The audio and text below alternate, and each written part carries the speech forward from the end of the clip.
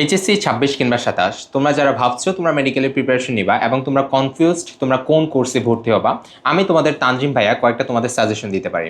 প্রথমত তোমাকে মাথায় রাখতে হবে তোমার এই কোর্সটা যাতে একাডেমিকের পাশাপাশি তোমার অ্যাডমিশন সম্পর্কে একটা প্রপার ধারণা দিয়ে দেয়। আমি আবারও বলতেছি, ধারণা যাতে দেয়। পুরোপুরি কোর্স কিন্তু তোমার পুরা মেডিকেল প্রিপারেশন নিয়ে দিবে না, বরঞ্চ তোমাকে একটা ওভারভিউ দিবে। সো এই জিনিসটা তোমাকে মাথায় রাখতে হবে, কারণ ফার্স্ট অফ অল তোমাকে A+ এনশিওর করতে হবে, যার কারণে তোমাকে একাডেমিকে যথেষ্ট ভালোভাবে একটা টাইম দিয়ে পড়াশোনা করতে হবে। সেকেন্ড যে বিষয়টা, তুমি যে কোর্স চুজ করবা সেখানে যাতে প্রিভিয়াস ইয়ারের কোয়েশ্চেন রিলেটেড এক্সামগুলো থাকে, অর্থাৎ তাদের এক্সামগুলো খুবই ভালো স্ট্যান্ডার্ড হইতে হবে। এটা কিন্তু খুবই ইম্পর্টেন্ট। থার্ড যে বিষয়টা সেটা হচ্ছে, দেখো মেডিকেলে আমরা যারা প্রিপারেশন নেই না, এই প্রিপারেশনের জন্য কিন্তু 3 থেকে 4 মাস একদমই এনাফ না।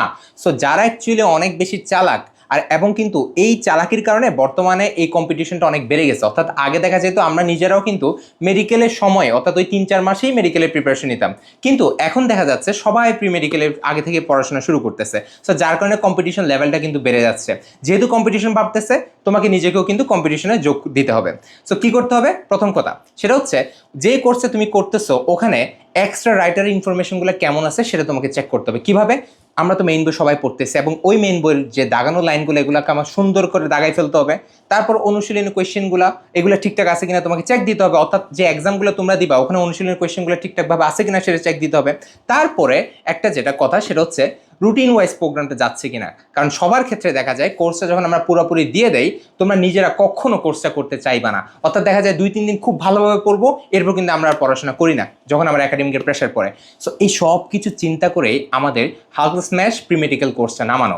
কোর্স কিন্তু অলরেডি নেমে গেছে এবং ক্লাস কিন্তু অলরেডি শুরু হয়ে গেছে এবং আমাদের কোর্সটা কিন্তু পুরোপুরি রুটিন ওয়াইজ চলতেছে। সো তুমি না চাইলেও কিন্তু প্রত্যেক দিন তুমি মাত্র 2টা ঘন্টা সময় দিবা, একদিন পর পর, প্রত্যেক দিন না, একদিন পর পর তুমি 2টা ঘন্টা সময় দিবা, আমাদের ক্লাসটা 1.5x দিয়ে করে ফেলবা। তাহলে ক্লাস সম্পর্কে তোমার একটা ওভারভিউ পেয়ে গেছো যে মেডিকেলের জন্য ওই ক্লাসের ওই চ্যাপ্টারটা আমাকে কিভাবে পড়তে হবে। প্রথম কাজ শেষ। সেকেন্ড যেটা করবা, তারপর তো তুমি দাগানো লাইনগুলো পেয়ে যাচ্ছ। আমরা কিন্তু আলাদা করে তোমাকে এরিয়া মার্কিং পিডিএফ দিচ্ছি, এক্সট্রা রাইটার ইনফরমেশন পিডিএফটা দিয়ে দিচ্ছি, যেটাকে আমরা ইউনিভার্সাল পিডিএফ বলতেছি।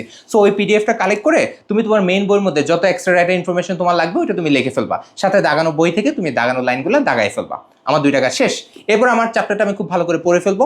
তারপরের দিন অর্থাৎ পরের ক্লাস যখন তুমি করবা তার আগে ওইটা নিয়ে তুমি এক্সামটা দিয়ে দিবা এবং আমাদের এক্সামগুলো সম্পূর্ণ মেডিকেল স্ট্যান্ডার্ড কোয়েশ্চেনের উপর বানানো। সো 3টা কাজ করবা। তার পাশাপাশি সবচেয়ে ইম্পর্টেন্ট যে ব্যাপারটা, তোমরা 26 বা 27 যেই হন না কেন, মেডিকেলে যখন আমরা ভর্তি পরীক্ষা দেই একটা খুব বড় একটা বিষয় ফ্যাক্ট হিসেবে কাজ করে, সেটা হচ্ছে গাইডলাইন। অর্থাৎ কোনো একটা সিনিয়র ভাইয়া ঢাকা মেডিকেল, সলিমুল্লাহ মেডিকেল কিংবা সোহরাওয়ার্দী মেডিকেলের যদি হয় যে তোমাকে সম্পূর্ণ নিজে থেকে তোমার প্রত্যেকটা কোয়েশ্চেনের আনসার দিবে, তাহলে কেমন হয়? অ্যান্ড এই জিনিসটা কিন্তু আমাদের কোর্সের মধ্যে আমরা রাখতেছি। অর্থাৎ আমাদের আলাদা মেন্টরশিপ প্রোগ্রামের জন্য আলাদা টেলিগ্রাম গ্রুপ থাকে, যেখানে তোমরা ইন্টারেক্টিভ ওয়েতে তোমরা যে কোনো কোয়েশ্চেন করবা, মেডিকেল রিলেটেড হোক, একাডেমিক রিলেটেড হোক, যাই হোক, আমাদের টিচার প্যানেলে যত টিচার আছে এক্সপিরিয়েন্স টিচারগুলা এইগুলোর আনসারটা দিবে। সো কমেন্ট বক্স কিংবা ডেসক্রিপশন বক্স চেক করো এবং আমাদের ডেমো ক্লাসগুলো দেখে নাও, আমাদের ইউনিভার্সাল পিডিএফ এর ডেমো দেখে নাও, এরিয়া মার্কিং পিডিএফ এর ডেমো দেখে নাও এবং কোর্সটা ইজিলি এনরোল করে ফেলো। সবাই ভালো থাকবা, সুস্থ থাকবা। আসসালামু আলাইকুম।